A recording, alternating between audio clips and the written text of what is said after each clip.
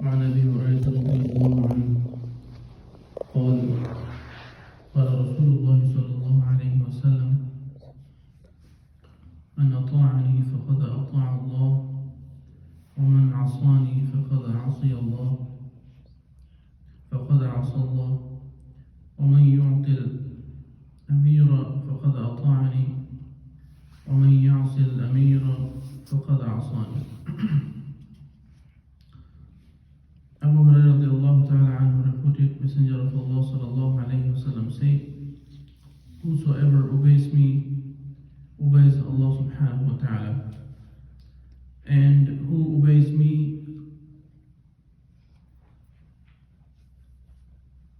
obeys Allah, and whosoever obeys the Amir, the leader, in fact obeys me, and he who obeys the Amir in fact obeys me. Abu Hurairah radiallahu ta'ala anhu reported, Messenger of Allah sallallahu alayhi wa sallam said, whosoever obeys me obeys Allah subhanahu wa ta'ala, and he who disobeys me disobeys Allah subhanahu wa ta'ala, and whosoever obeys the Amir in fact obeys me, and he who disobeys the Amir in fact disobeys me. Rawah al-Bukhari wal Muslim. Respected brothers, in this hadith, the Prophet sallallahu alayhi wa sallam is clearly talking about the obedience of Allah subhanahu wa ta'ala, and in a way that he sallallahu alayhi wa sallam mentions that obedience of the Prophet sallallahu alayhi wa sallam is in fact obedience of Allah subhanahu wa ta'ala, and disobedience to the Prophet sallallahu alayhi wa sallam's instructions is a disobedience to Allah subhanahu wa ta'ala. And also the person that Prophet sallallahu alayhi wa sallam elects as an Amir to the Muslim, all the Muslims, they're bound to obey, because obedience to him is basically obedience to the Prophet sallallahu alayhi wa sallam, and disobedience to Amir is disobedience to the Prophet sallallahu alayhi wa sallam. And in fact, when you disobey Prophet sallallahu alayhi wa sallam, you disobey Allah subhanahu wa ta'ala. And there is a clear verse in the Quran as well. Allah subhanahu wa ta'ala says in the Quran, يا أيها الذين آمنوا أطيعوا الله وأطيعوا الرسول وأولي الأمر منكم فإن تنازعتم في شيء فردوه إلى الله إن كنتم تؤمنون بالله واليوم الآخر ذلك خير وأحسن تأويلا. So respected brothers, Allah subhanahu wa ta'ala says in the Quran, O who you believe, follow Allah, obey Allah and His Prophet sallallahu alayhi wa sallam, وَأُولِي الْأَمْرِ مِنْكُمْ, and those who have been chosen as an Amir amongst you. فَإِن تَنَازَعْتُمْ فِي شَيْءٍ فَرُدُّوهُ إِلَى اللَّهِ, if you have disagreement upon anything, فَرُدُّوهُ إِلَى اللَّهِ, come back to Allah subhanahu wa ta'ala. Look at the Quran. What does the Quran say about that?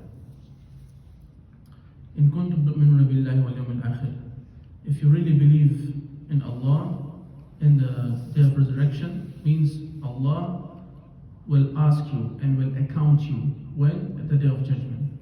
There's going to be a day of judgment. If you disobey Allah subhanahu wa ta'ala, if you do disobedience to Allah subhanahu wa ta'ala, then there is a day that you will go to Allah subhanahu wa ta'ala and He will ask you for that and He will account you for that. So scare Allah subhanahu wa ta'ala and the day of resurrection. ذَلِكَ خَيْرٌ وَأَحْسَنُ تَأْوِيلًا, and this is best for you. So respected brothers, this hadith goes back in times of Rasulullah sallallahu alayhi wa sallam. Obviously, when Prophet sallallahu alayhi wa sallam used to choose the Amir or the leader amongst the Muslims, among the Sahaba, he sallallahu alayhi wa sallam used the best person.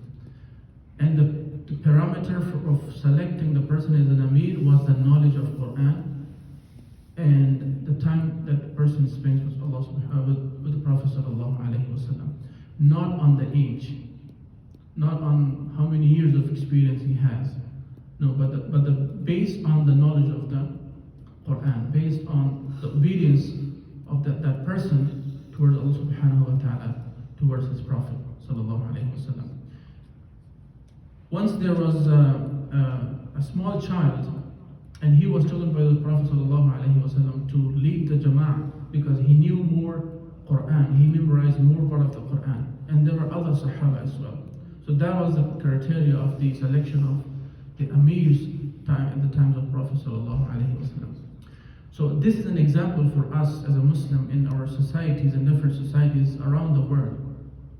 If you would like to choose a person as a president, as a leader of the community, so regardless of thinking that he is from that tribe or this tribe, he knows this and that, we should see how much he is obedient to Allah subhanahu wa ta'ala and to his Prophet.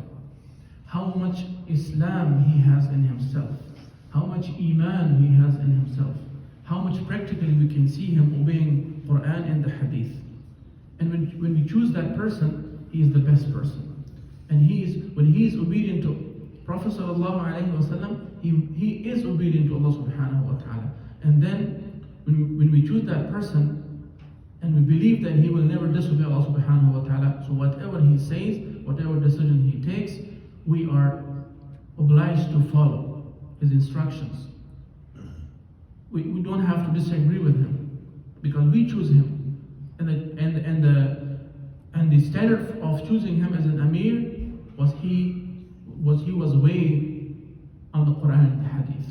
So that's why Prophet sallallahu alaihi wasallam makes it compulsory upon every Muslim to follow the Amir.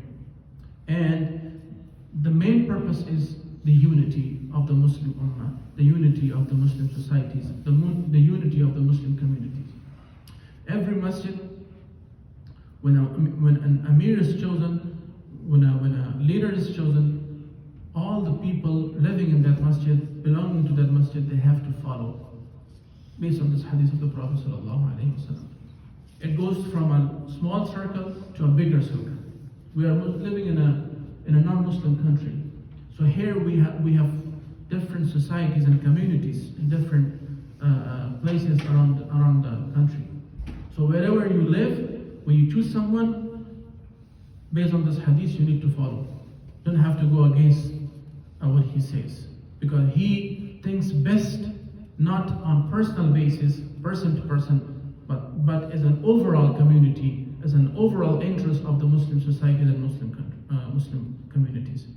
May Allah subhanahu wa ta'ala give us tawfiq to follow the path of Rasulullah sallallahu alayhi wa sallam. SubhanAllah, respected brothers, if you look at the seerah of the Rasulullah and we follow a single hadith of the Rasulullah sallallahu alayhi wa sallam, Allah subhanahu wa ta'ala will bring happiness in our societies, in our communities, in our families, and our lives will be more easy, very easy. We don't have to think each and every person individually what to do.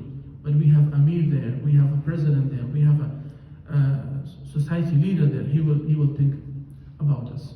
Because we have chosen him, and we have chosen based on the Quran and Hadith and his implication, his obedience to Allah and his Prophet sallallahu alaihi wasallam.